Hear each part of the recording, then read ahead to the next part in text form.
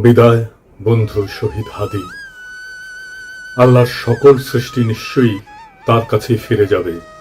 ইন্না লিল্লাহি ওয়া ইন্না ইলাইহি রাজিউন।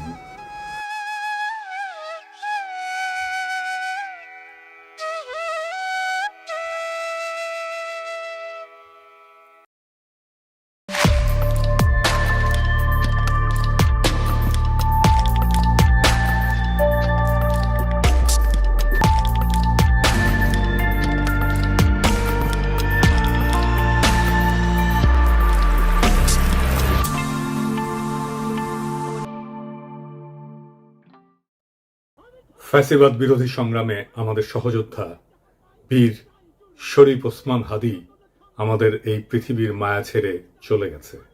সৃষ্টিকর্তা তার শহীদ মৃত্যু কবুল করে তাকে জান্নাতের উচ্চ মাকাম দান করুন।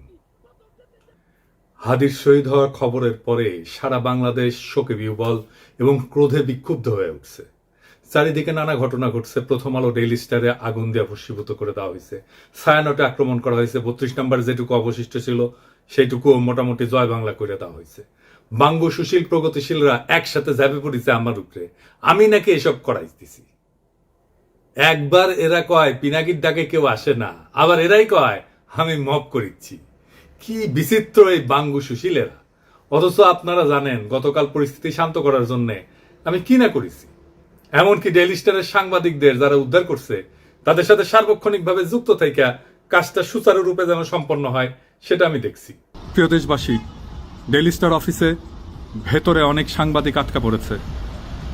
আপনারা মেহেরবানি করে সেনাবাহিনীকে আটকে পড়া সাংবাদিকদেরকে উদ্ধার করতে দিন। আপনাদের অনুরোধ করছি, মেহেরবানি করে দয়া করে আটকে পড়া সাংবাদিকদেরকে সেনাবাহিনীকে উদ্ধার করতে দিন। হাদির পবিত্র স্মৃতিকে কলঙ্কিত আমরা না করি। সবাইকে আমি শান্ত থাকার আহ্বান জানাচ্ছি।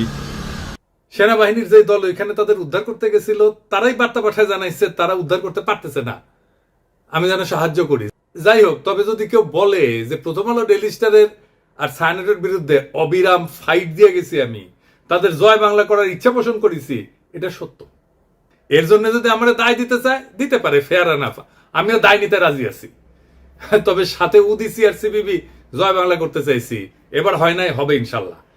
আমি প্রত্যেকটা ইনস্টিটিউটকে অসংখ্যবার তারা কি কি আকাম করতেছে সেটা দেখাই দিছি।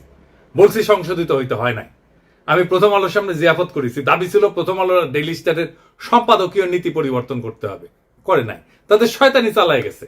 কয়েকদিন আগে ডিসেন্ট দেখাইলো কিভাবে জামাত, বিএনপি, হেফাজত আর আওয়ামী লীগের কর্মসূচিতে সহিংসতার ভাষা প্রথম আলোতে আলাদা আলাদা, পুরা ভাষা আলাদা। এক একটা সংগঠনের জন্য এক এক রকম ভাষা। আওয়ামী লীগের জন্য সবচেয়ে সফট, কোনো পরিবর্তন নাই। জিয়াবতে আমাদের পিটায় তাড়ানো হইলেও সে কি উল্লাস ডেইলি স্টার আর প্রথম আলো সাংবাদিকদের। তো এটা বলে মানুষদের মনে থাকে, মনে না থাকলেও আমরা মনে করাই দেব। এখন প্রশ্ন, ছায়ানটে কেন হামলা? ছায়ানট কি গান শিখায়? না, গান না। তারাই বলে মুক্তিযুদ্ধের চেতনা বিনির্মাণ ছায়ানটের লক্ষ্য। এটা তো আওয়ামী বয়ান তৈরির সফট পাওয়ার। এটা তো জনগণ চিনে। হাসিনা পলায় গেছে, এরা তো আগে সেই কাজ করে যাচ্ছে। 2024-এ 5ই আগস্টের পর ফ্যাসিবাদের বিরুদ্ধে কোনো কাজ করেছে এরা? করা লাগলো নি, করে নাই। 2025-এ পয়লা বৈশাখে তারা বলে বাঙালি জাগবেই, সবাই মিলে সুন্দর দিন কাটানোর সময় ফিরবেই, মানে এখন নাই, সার্থক হবেই মানুষ, দেশ, এই পৃথিবীকে ভালোবেসে চলবার মন্ত্র। মানে সময়টা চলে গেছে, আবার আপাচট করে ফিরে আসবে। এখন সবাই মিলে সুন্দর করে দিন কাটাইতেছি না, এই কান্নাকাটি ওদের থাকবে। এই গান তো করতে আসে নাই, রাজনীতি করতে আসছে। মাইক খাবে না? আমাদের হাদিও একটা কালচারাল ফ্রন্ট করেছিল, ইনকিলাব মঞ্চ, ওরা তো মাইরাই ফেললো আওয়ামী লীগের লোক। তার পাল্টা তো আপনাদেরটা ভাঙচুর হইতেই পারে, মাইনা নেন। আওয়ামী লীগ তো এতদিন একটা ভাব নিছে কি, গিলে করা পাঞ্জাবি পরবে, একটা পাশে চটি ব্যাগ থাকবে, সিথি করে চুল আঁচড়াবে, হ্যাঁ, এরপরে একটু রবীন্দ্রনাথ করবে, শান্তিনিকেতনী ভাষায় বলবে, অশুদ্ধ অশ্লীল একদমই বলা যাবে না। এই করে করে করে করে আসাদুজ্জামান নূর শুধু গণহত্যাই করবে না, তার গাড়ি বহরে যারা হামলা করছে তাদেরকে গুম করছে, খুন করছে। এই যে ছায়ানটি, এই যে উদিচি, এই পুরো গ্রুপটা, তাদের প্রোডাক্ট কারা? এই যে হুমায়ুন আহমেদের সাহেবের যে নাটক করতো আমির খসরু খসরু কি জানি খসরু ভুলে গেছি, স্বাধীন খসরু, ভাবেন 54 বছর বয়স এই স্টুপিডটার। মানে আওয়ামী লীগ যে কত বড় স্টুপিড হইতে পারে ওদের সব গেছে। মানে ওরা এই দুনিয়ার সমস্ত নারী অধিকারের তো টেন্ডার নিয়ে আসছে, নারী অধিকার নিয়ে কথা বলবে, ওরা সংস্কৃতি কর্মী। এই যে একজন মহিলা উপদেষ্টা তার ছবিটা পিছনে রাইখা যেই ভাষায় যা বলতেছে, এইটা তো ছাপরি বললেও হয় না, এটা দুনিয়া কোথাও নাই, এটা কোনো ক্লাসই নাই। মূলত আওয়ামী লীগ এই ক্লাসেই বিলং করে। তো আওয়ামী লীগ যে এই ক্লাসে বিলং করে এইটা যাতে ধরা না পড়ে, এই জন্য তারা এইরকম গিলে করা পাঞ্জাবি, অনেক বুদ্ধিজীবী তাত্ত্বিক, এই যে তাদেরকে দিয়ে দিয়ে দিয়ে দিয়ে প্রচুর ভেগ কথাবার্তা বলাইতো। আপনি অর্ধেক বুঝবেন অর্ধেক বুঝবেন না, আলো আধারি ভাষা, চর্যাপদের মতো, মানে বিরাট একটা তাত্ত্বিক ব্যাপার। এই বলে বলে তারা বাঙালি জাতীয়তাবাদের নামে বাংলাদেশকে টুঙ্গিপাড়ার কলোনি বানাইছিল। আমাদেরকে এখন যেটা করতে হবে, সেই কলকাতা এবং টুঙ্গিপাড়ার কলোনিয়ালিজম ভেঙে ঢাকার বাংলাদেশ গড়ে তুলতে হবে। আর বাংলা মানে আর এখন আর কলকাতা না, বাংলা মানেই বাংলাদেশ। এই স্বাধীন পরিচয়ের জন্য আমাদের দীর্ঘ প্রস্তুতি নিতে হবে, মনস্তাত্ত্বিক লড়াই, সাংস্কৃতিক লড়াইয়ের জন্য। আমি আশা করছি যে আপনারা সবাই যে যার পরিসরে, জুলাই শুধু বাঁচিয়ে রাখলে হবে না, জুলাইকে মাথা উঁচু করে বাঁচিয়ে রাখতে হবে, তাহলেই বাংলাদেশের স্বাধীনতা, সার্বভৌমত্ব বাঁচবে, বাংলাদেশ বাঁচবে। তাহাদিরা আসলে মারছে কে? হাদির হত্যাকাণ্ডের পিছনে ডিজিএফআই আছে, এটা আমার শক্ত অনুমান। প্রত্যেকটা জায়গায় ডিজিএফআই এর সিগনেচার বর্তমান। কেন কইছি? কারণ ওয়াকারের পথ বালক আর ডিজিএফআই হাদির ঘটনা নিয়ে একদম প্রথম থেকে উদ্দেশ্যমূলকভাবে মিথ্যাচার করতেছে। কিভাবে? একদম দেখাই দিই চোখে আঙুল দিয়া। ঘটনা ঘটে শুক্রবার 12 ডিসেম্বর দুপুরের দিকে। ঘটনা ঘটার সাথে সাথে এই ওয়াকারের পথ বালক আসল অপরাধীকে আড়াল করার জন্য কইল কি ভারত থেকে আসছে নাকি 80 জন শুটার বানোয়াট গল্প প্রচার করলো। কিন্তু ডিসেন্টের অনুসন্ধানে আসল অপরাধী বের হয়ে আসলো, আদাবরের লীগের সন্ত্রাসী যে জেলে ছিল, তারা জামিন করাইছে বিএনপির নেতা। তারপরে কি হলো? ঘটনার ঠিক পরের দিন সে অপরাধীর অবস্থান সম্পর্কে ভুয়া ডাহা মিথ্যা তথ্য ছড়ায় যে অপরাধীরা 12 ডিসেম্বর শুক্রবার সন্ধ্যায় ভারতের গুয়াহাটি পৌঁছে গেছে। অথচ আবার সে নাকি এটা আবার হোয়াটসঅ্যাপে ইন্টারসেপ্ট করে পাইছে। চিন্তা করেন। অথচ অপরাধ ঘটে দুপুরের দিকে। দুপুরের দিকে ঢাকা থেকে রওনা দিয়ে সন্ধ্যায় আসামের গুয়াহাটি পৌঁছানো সড়ক পথে অসম্ভব একটা ঘটনা। এছাড়া ঘাতক ফয়সালের বাবা মা আদালতে তাদের স্বীকারোক্তিতে বলছে ঘাতক সেই শুক্রবার রাতে ঢাকার আগারগাঁওয়ে তার বোনের বাসায় ছিল। অর্থাৎ ঘাতকেরা যখন ঢাকায় তাদের বোনের বাসায়, সেই সময় ওয়াকারের পথ বালক গুজব রটাইতেছে যে তারা ভারতে চলে গেছে। চিন্তা করেন, তাদের সন্ধান করে লাভ নাই। মানে বুঝিছেন? যুগান্তরে তার বাবা মা প্রকাশিত বক্তব্য অনুযায়ী সেই রাতে ঘাতকের বোনের বাসায় তারা দেখা করে ফয়সালের সাথে।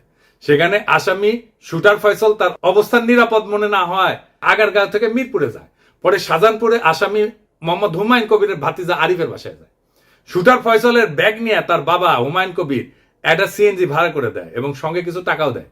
পরবর্তীতে আসামিরা তার ছোট ছেলে হাসান মাহমুদ বাবলু ওরফে রাজের কেরানীগঞ্জের বাসায় আসে এবং তারা জুরাইন থেকে 2টা মোবাইল সিম কিনে ব্যবহার করে।